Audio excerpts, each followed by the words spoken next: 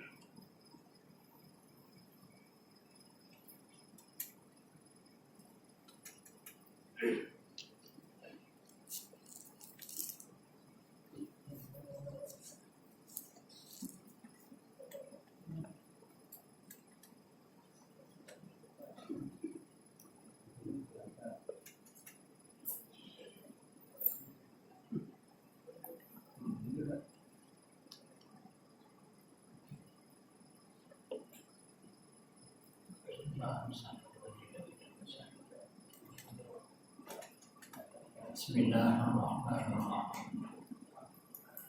Assalamualaikum warahmatullahi wabarakatuh.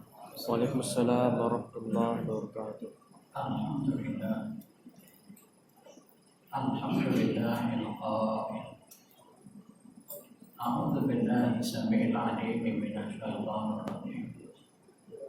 Wa idh qulna lil malaikati isjudu li Adama fasajadu illa iblis aba wastakbara wa kana minal kafirin.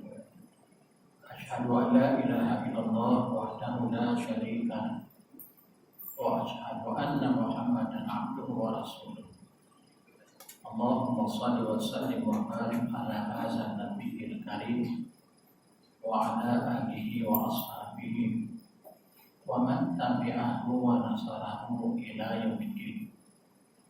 Rabbi shrah li sadri wa yassir li amri wahlul 'uqdatam min lisani yafqahu qawli. Amma ba'd. Yang hormati dan dikasihi saudara muslim dan imam, saudara yang menganjurkan pengajian kita pada malam yang berbahagia, adik-adik jawatan puasa, seterusnya muslimin muslimat, hadirin hadirat, tuan-tuan dan puan-puan, para jemaah, anak-anak yang dikasihi sekalian.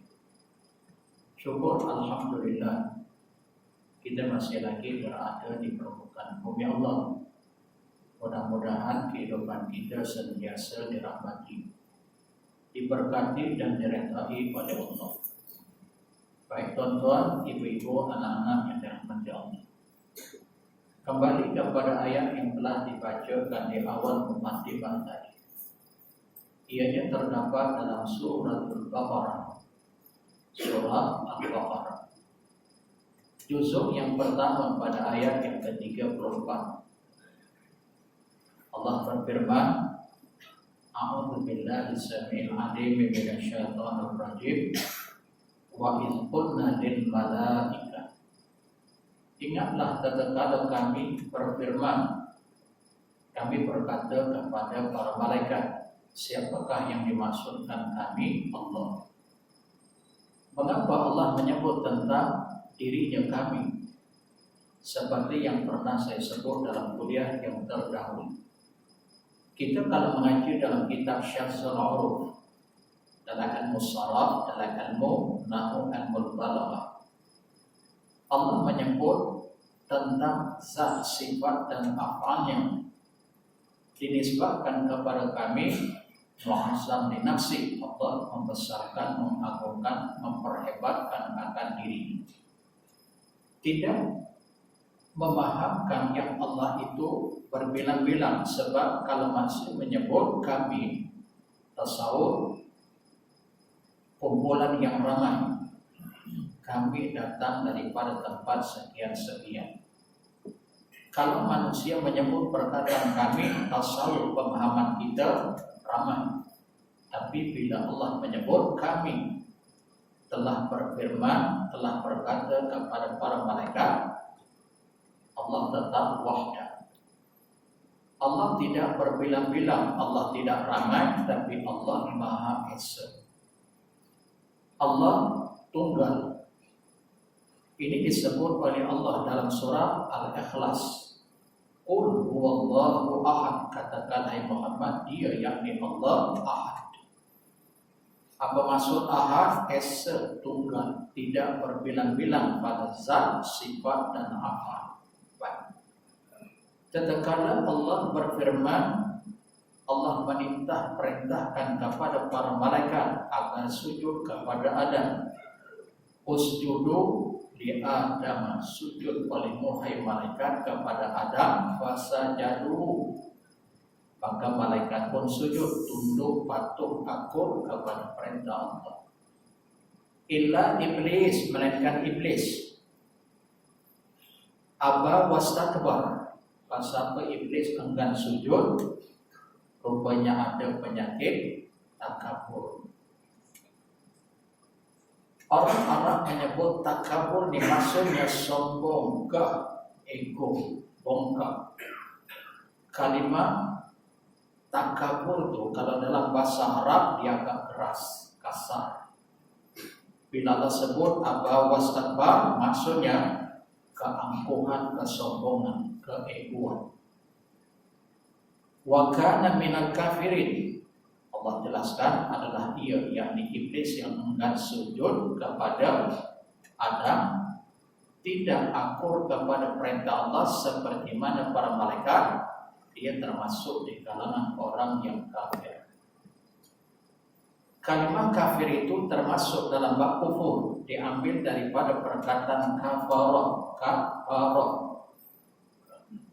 Kufur ini maksudnya keperbagaian. Kufur dari sudut i'tiqad, kufur dari sudut nikmat. Tidak akur kepada perintah Allah, tidak bersyukur kepada nikmat kurniaan pemberian Allah, kufur. Tetapi perintah yang seumpama ini, wa kana minal kafirin, bukan kufur nikmat, tapi kufur dari sudut i'tiqad, dari sudut keyakinan. Kita nih bila ada satu keyakinan dalam diri, fi nafsi fil batin, dalam diri kita nih bila ada satu keyakinan, kita mudah mengerjakan perintah Allah, walaupun pada zahirnya perintah itu akan sukar, agak berat nak dilakukan, seperti puasa dalam bulan Ramadan 29 atau 30 hari setiap hari. Hari pertama, hari kedua, hari ketiga cukup 29 atau 30 hari bermula daripada waktu fajar. Dia perlu imsak waktu azan subuh, Allahu Akbar, Allahu Akbar, berhenti makan dan minum. Sampai bila dia boleh iftar, boleh berbuka sampai terbenam matahari, walaupun agak sukar pada zahirnya, tapi dia mudah mengerjakan, melakukan sebab ada satu keyakinan dalaman. Nah, bila tidak ada keyakinan bentuk dalaman, dia kufur dari sudut akidah, dari sudut pemahaman, dari sudut keyakinan. Dia kufur kepada Allah, dia enggan mematuhi perintah Allah. Baik, tuan-tuan, ibu-ibu, anak-anak yang dikasih sekalian. Bila membicarakan takabur, mutakabir salah satu di antara sifat madmumah. Kita barangkali sedia maklum. Sifat takabur, membanggakan diri, menyombongkan diri dan seumpama dengan itu salah satu di antara sifat madmumah yang dicela oleh hukum syara. Apa maksud takabur? Bila saya balik dalam satu kitab ini kita berbahasa Arab, tapi tak tahu saya boleh terjemahkan. Yang bertajuk Al-Mustakhlisu fi Tazkiyatil Anfus, yang disusun oleh Al-Fadhil Said Hawar rahimahullah ta'ala, ya, pembersihan penyucian imun. Itu secara lebih kurang makna umum terjemahan daripada kitab tersebut. Said Hawar rahimahullah ta'ala menyebut Al-Kibru wa Ibnul Ujub. Al-Kibru, ya, takabur itu adalah anak adik-beradik kepada ujub, Ibnul Ujub, anak kandung kepada ujub. Oh, takabur itu anak kandung. Bila sebut tentang takabur, dua dalam satu, pasti ada sifat ujub terlebih dahulu. Apa maksud ujub? Bahasa Arab, mengherankan diri. Kan dalam hadis, walaupun martabat hadisnya dhaif, kita boleh merujuk dalam kitab Al-Jami' As-Shaghir karangan Al-Imam As-Suyuti, beliau wafat tahun 911 Hijrah. Dalam hadis itu Nabi sebut thalathul muhlikat. Ada 3 perkara yang boleh membinasakan seseorang. Yang pertama kata dia wahawa muttaba', hawa nafsu yang dituruti. Hawa nafsu yang dituruti, kalau kita mengikut hawa nafsu yang dibenarkan oleh hukum syara, maka hukumnya harus. Tapi hawa nafsu yang tak dibenarkan oleh hukum syara, tapi kita ikut, yang hukumnya haram, ditegak, dilarang, boleh mengakibatkan kebinasaan dirinya dunia dan akhirat kalau dia tidak menghentikan perbuatan tersebut. Contoh, dia melakukan zina, dia berkenan dengan satu perempuan, dia tak peduli, wahawa muttaba', ikut hawa nafsu pasal kenal dengan perempuan, walaupun dia tahu perempuan ini bukan istrinya. Dinodai, dipaksa, istilah bahasa kasar kita dirokok. Mengikut hawa nafsu, binasa dirinya dunia dan akhirat kelak kalau dia tidak bertobat. Kemudian yang kedua apa Nabi sebut? Wa'ijabul mar'i binafsi. Wa'ijabul mar'i, mentakjubkan seseorang itu binafsi, akan dirinya, bersifat ta'ajub. Dia merasa ta'ajub kepada kekuasaan, kedudukan, jawatan, kekayaan, kemewahan apa yang ia miliki. Mungkin juga dari sudut kecantikan wajah dan seumpamanya, dia ta'ajub. Maka itu juga di antara perkara yang boleh membinasakan diri. Tuan-tuan, ibu-ibu yang dirahmati Allah, kita tinggal tempat. Walidzalika ja'alnahu ba'dah. Yang demikian itu dijadikan akannya sesudah daripada ujub. Maksudnya takabur ni anak kandung kepada ujub. Terjadinya takabur itu setelah ada penyakit ujub dalam dirinya terlebih dahulu. Li'annal kibar, maka jadilah penyakit takabur hasil daripada ujub terlebih dahulu. Kama arrafahu Rasulullah sallallahu alaihi wasallam huwa khamtun nas wa batalul haq.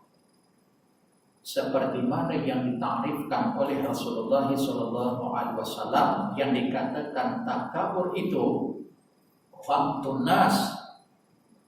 Apa maksud khamtun nas? Memperlekeh, memperhina manusia, konten. Oh, takabur ini yang pertama kata dia Nabi, wa khamtun nas, dia memperlekeh, mempersedekah konten manusia yang lain. wa batarul haq, dan menolak kebenaran. Sebab itu kembali kepada ayat tadi, perhatikan. Iblis enggan sujud kepada Adam walaupun dia tahu Allah yang ciptakan dia, tapi dia enggan sujud. Pasal apa? Dalam ayat yang lain kan Allah menceritakan perihal iblis yang enggan sujud, dia berdialog dengan Allah. Apa katanya kepada Allah? Khalaqtani min nar wa khalaqtahu min tin. Aku diciptakan daripada api, dia yang ni Adam diciptakan daripada tanah. Apakah wajar aku sujud kepada barang yang engkau ciptakan lebih hina daripadaku? Dia yang menghina, dia yang memperlekeh, dia yang kata, bukan Allah. Pasal pun dia enggan sujud, waqamtun nas, memperlekeh, dirasa dia lebih hebat. Aku diciptakan, hai Allah, daripada api. Engkau yang ciptakan, betul? Tapi apa kaitannya dia enggan tunduk? Siapakah punya hak menghina atau memuliakan? Bukan hak makhluk, tapi hak Allah. Perhatikan dalam zikir. Wa tu'izzu man tasya' wa tudhillu man tasya'. Dia yakni Allah yang memuliakan, dia yakni Allah yang menghinakan sesiapa yang ia kehendaki. Memuliakan secara mutlak, demikian juga menghinakan secara mutlak Allah, bukan makhluk. Iblis, malaikat, manusia itu makhluk, tidak ada kuasa mutlak untuk memuliakan secara mutlak, untuk menghinakan, melainkan Allah yang perintah kita memuliakan, atau Nabi yang memerintah kita memuliakan seseorang. Ya. Contoh, Allah dan juga Nabi. Allah perintah kepada Nabi agar memuliakan manusia dengan perkataan Assalamualaikum. Bila bertemu, bila berjumpa, seagama, seakidah. Walaupun kamu tidak mengenali siapa dia, tapi seagama dan seakidah.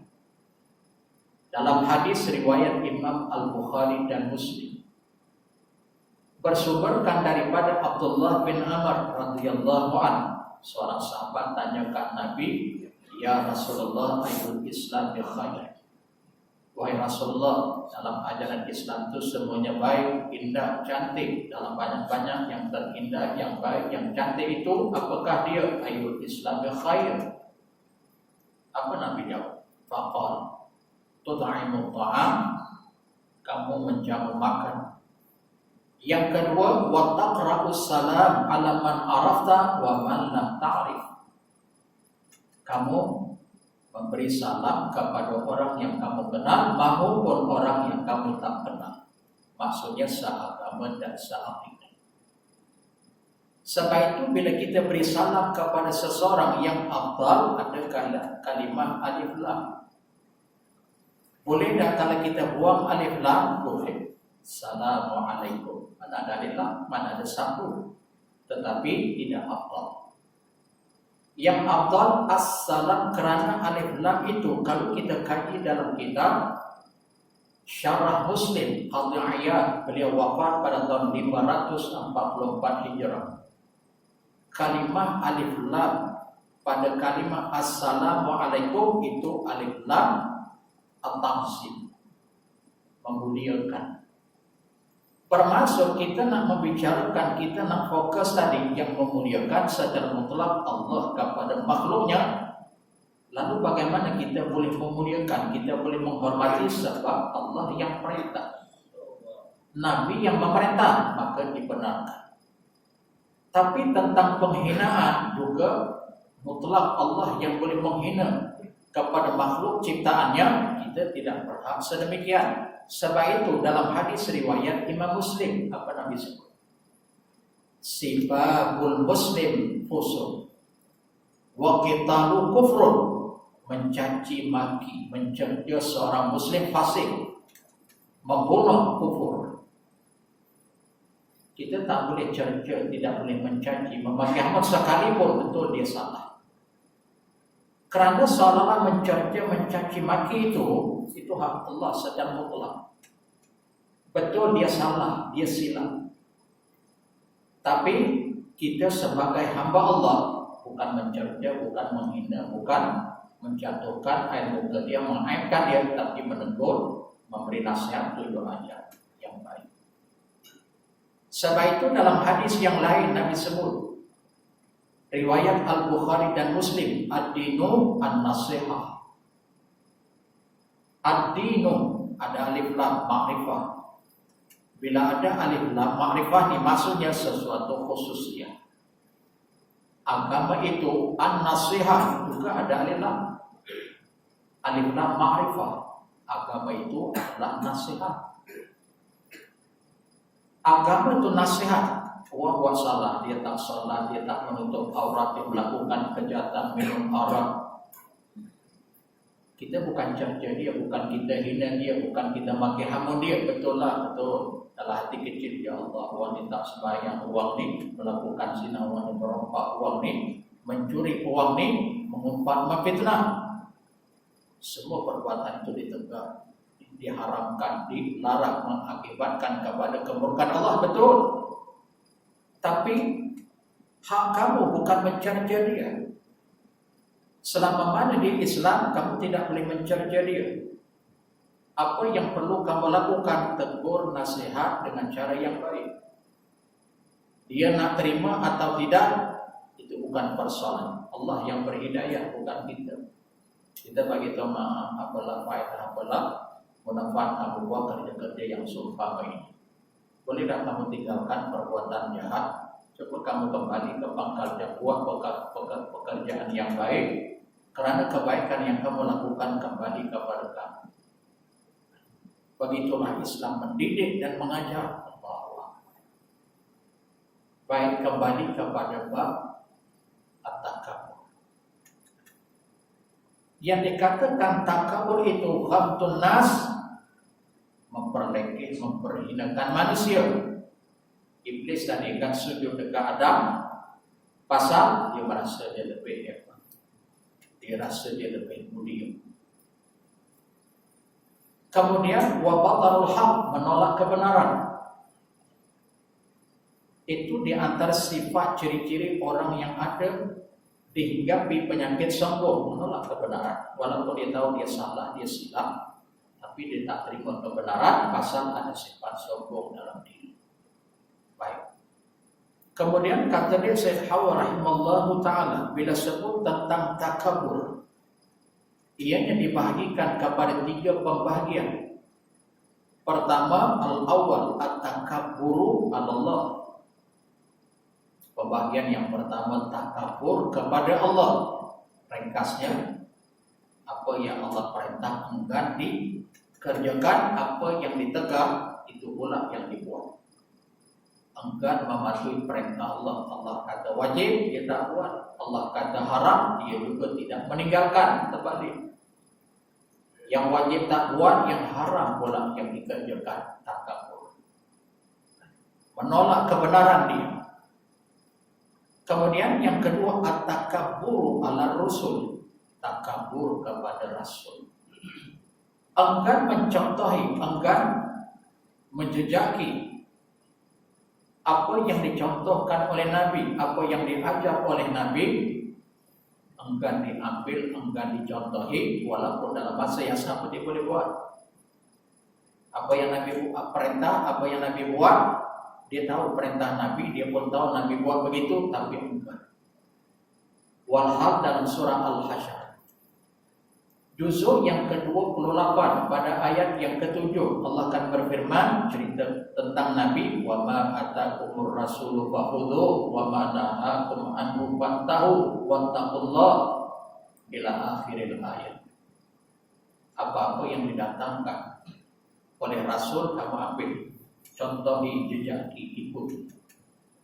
Apa-apa yang ditegah, yang dilarang oleh Rasul, hendaklah kamu tinggalkan. Wattaqullah, bertakwalah kamu kepada Allah. Hakikatnya kamu mencontohi Nabi, apa yang Nabi perintah kamu buat, apa yang ditegak kamu tinggalkan. Hakikatnya kamu telah bertakwa kepada Allah. Nah, baik. Kemudian yang ketiga, at-takabburu 'alal ibad. Takabur kepada sesama hamba. Apa maksud takabur kepada sesama hamba? Allah beri sedikit kelebihan kepada si fulan, kekurangan pada si fulan, nah dia angkuh kepada orang yang kurang daripada dia. Dia kaya, kawan ini miskin. Dia cantik, kawan tu kurang menarik. Dia berkedudukan, berpangkat, jabatan besar, kawan tu biasa-biasa saja. Berbangga dengan apa yang ada pada dirinya, kekuasaan, kehebatan, kekuatan, kecantikan, kekayaan, kemewahan. Lalu yang berada di bawahnya dipelengke, ya dipersendakan. Kamu ni jadi miskin, jadi susah, pasal pemalas, atau pemalas juga jadi macam aku, pasal aku yang rajin, sebab aku rajin, sebab itulah aku kaya, sebab itulah aku berpangkat, berkedudukan, berjabatan besar, berpengaruh. Pasal apa? Pasal aku rajin, kamu tu pasal pemalas. Nah, tengok dipelengke, berbangga. Walhal apa yang ada pada dirinya dilupa. Dia sekadar pemegang amanah. Betul, kamu kaya, berkedudukan, berjabatan besar, berpengaruh.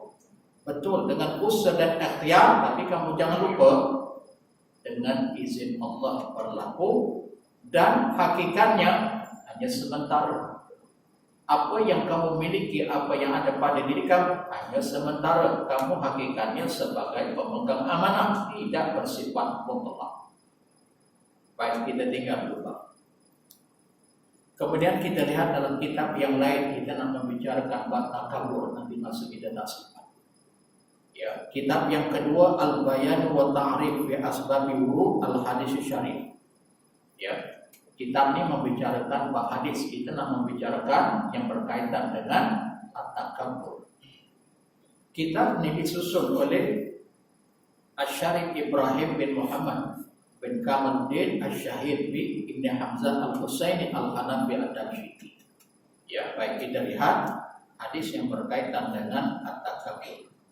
Baik. Akhrajahu Muslim wa Tirmizi an Abdullah bin Mas'ud radhiyallahu anhu. Telah mengeluarkan Imam Muslim, Imam At-Tirmizi daripada Abdullah bin Mas'ud. Artinya hadis ini bersumberkan daripada Abdullah bin Mas'ud, riwayat Imam Muslim. Ya, demikian juga Imam At-Tirmizi meriwayatkan.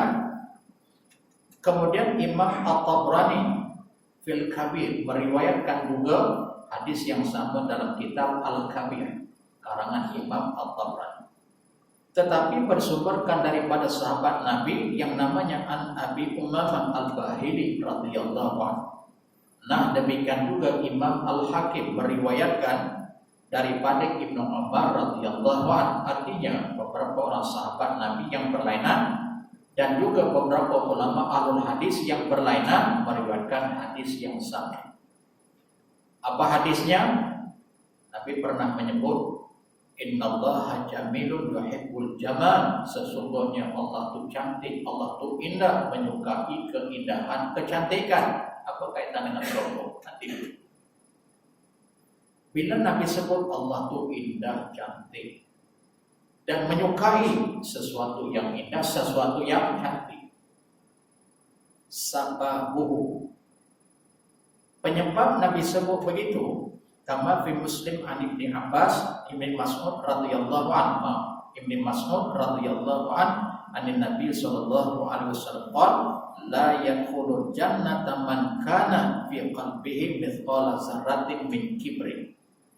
Oh, rupanya Nabi pernah sebut begini dalam hadis, tidak masuk surga para siapa yang ada penyakit sebesar biji sawi dalam hatinya takabur. Sesungguhnya Allah itu indah, cantik, menyukai sesuatu yang indah dan cantik. Tidak masuk surga seseorang yang ada pada dirinya sebesar biji sawi penyakit takabur. Lalu seorang sahabat, seorang lagi, faqala rajulun innar rajula yuhibbu ayyakuna thawbuhu hasanan wa na'du hasanan. Kata dia, seorang hamba Allah, Dia tanyakan Nabi, seorang lelaki yang suka berpakaian serba indah, serba cantik. Bila berpakaian, dia mesti perhatikan pakaian yang dipakai cantik, bersih, indah.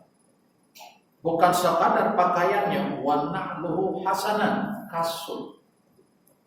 Na'lah itu kasut. Ya, capal yang dipakai itu juga diperhatikan bersih, kemas, cantik. Bukan sekadar pakaian yang barangkali orang lebih menilai pakaian daripada kasut. Tapi andai kata seorang laki ini dia bertanyakan Nabi, macam mana pula seorang hamba Allah yang berpakaian cantik termasuk kasutnya juga indah. Langsung Nabi sebutkan, innallaha jamilun yuhibbul jamal. Asbabul, sebab daripada Nabi menyebut yang Allah itu indah, menyukai keindahan, maksudnya kalau kamu berpakaian cantik termasuk kasut, walaupun apalah ada nilai pada kasut yang memijak segala kekotoran barangkali.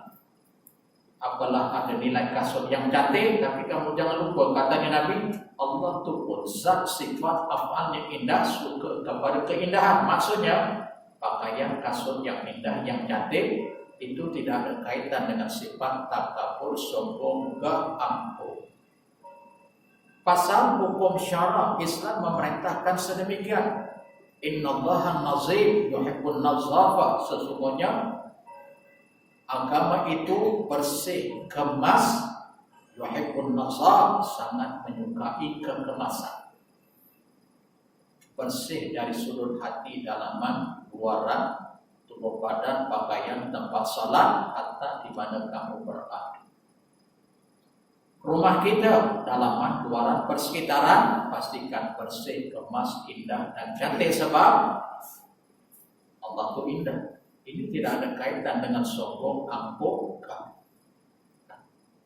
Baik, hadis yang selanjutnya daripada Thauban. Siapa dia Thauban? Salah seorang pembantu khadam Nabi. Anna Nabi sallallahu alaihi wasallam qala, adalah Nabi bersabda. Apa kata dia Nabi? Man faraqa ruhu al-jasada wa huwa bari'un min thalathin dakhala al-jannah. Barang siapa yang berpisah roh dan jasadnya ketika itu sunyi daripada 3 perkara. Maksudnya barang siapa yang mati dalam keadaan dia meninggal, tidak ada 3 perkara pada dirinya, pasti dia akan masuk syurga. Apakah 3 perkara yang tidak ada pada dirinya ketika dia meninggal? Yang pertama al-kibri, penyakit takabur. Yang kedua wadain, hutang. Yang ketiga wal ghulul, khianat.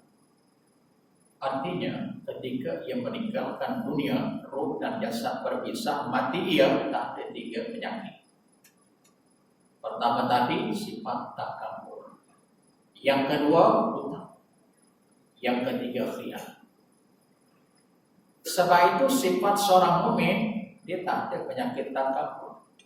Apa yang ada pada dirinya itu sebagai amanah yang diamanahkan oleh Allah. Dia sekadar pemegang amanah dan menguruskan apa yang ada pada dirinya. Contoh, bila dia ada kekuasaan, kekayaan, kemewahan, kedudukan, pengaruh, dia akan mengurus dengan sebaik mungkin, bukan nak bangga-bangga.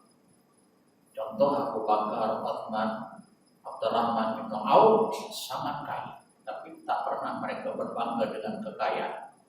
Digunakan kekayaan itu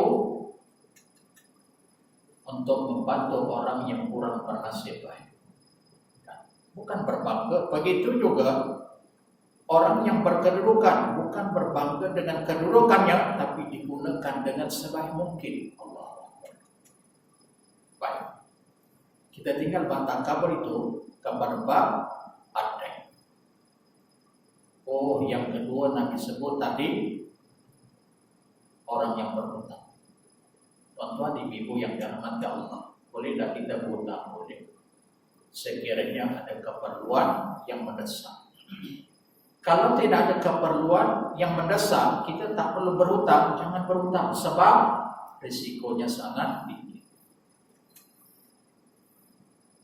Dalam hadis riwayat Imam At-Tirmizi, kita boleh merujuk dalam kitab Bahrul Madhi karangan Syekh Muhammad Idris Al-Barbawi, apa nama disebut? Nafsul mu'min mu'allaqatun bidaini hatta yu'ta anhu.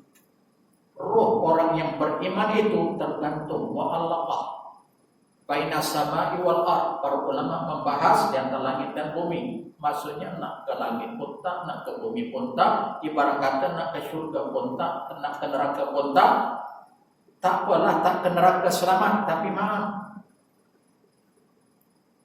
sehingga hutangnya dibayar. Apa maksudnya? Lihat perbahasan para ulama. Orang yang mati syahid di medan pertempuran membela agama Allah sangat mulia di sisi Allah. Dia tidak dimandi dan tidak disolatkan, karena hakikatnya yang memandikan dan mensolatkannya adalah para malaikat. Dia nak masuk syurga Allah tuh ibarat macam kilat menyambar sangat. Tapi maaf, bila sampai dekat pintu syurga, oleh kerana hutang punya pasal, kata di malaikat nanti dulu. Itu yang dimaksudkan nafsul mu'min mu'allaqah. Sepatutnya dia boleh masuk syurga kerana dia syahid di medan pertempuran sebab hutang terhalang. Alangkah ruginya sampai bila? Dia menanti, dia menunggu di pintu syurga hatta yu'ta anhu, sehingga dibayarkan hutang bagi pihaknya, ahli waris, ahli keluarga yang hidup. Sebab itu kan menjadi kebiasaan kita.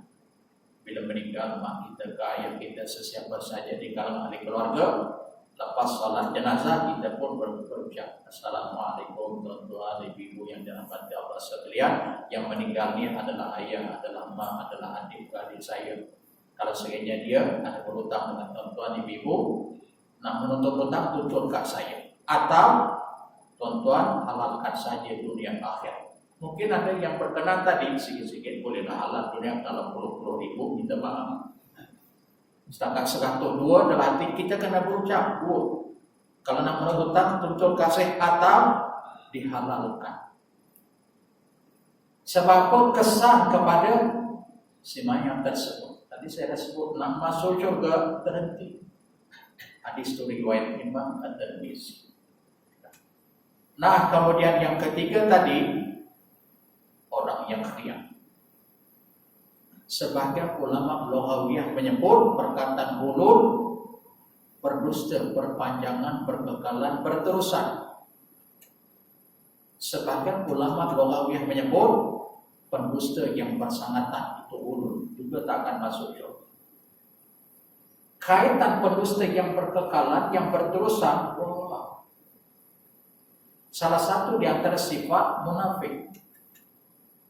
Ini perbahasan ulama lughah. Ada yang menerjemah hulu tadi pendusta. Apa maksud pendusta nih? Ini bukan tak benar, tapi bohong lebih banyak daripada benar. Kalau 10 patah perkataan, yang benar 2, yang bohong 8, maka ini juga termasuk dalam bab al-hulul, mati dalam keadaan demikian tak masuk syurga. Atau sebagian ulama lughawi menerjemahkan khianat. Khianat ini lawan kepada sifat al-amanah. Al-amanah jujur, seorang yang baik. Contoh Nabi ketika berusia 35 tahun digelar al-amanah. Apa maksud al-amanah?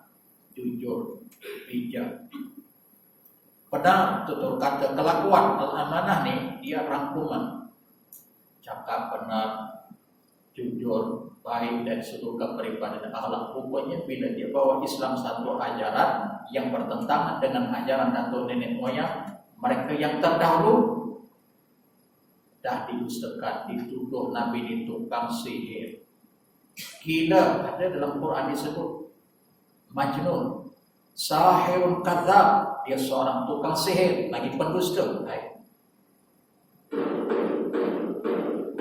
Tuan-tuan ibu yang dirahmati Allah, kita berdiri esok hari. InsyaAllah kita sambung kuliah kita dengan seikat. Yang mudah-mudahan sedikit sebanyak yang kita sampaikan menambahkan ilmu, keimanan dan takwa. Apa yang baik kita amalkan, yang tidak baik kita istighfar, memohon ampunan kepada Allah. Wabillahi taufiq wal hidayah. Assalamualaikum warahmatullahi wabarakatuh. Assalamualaikum.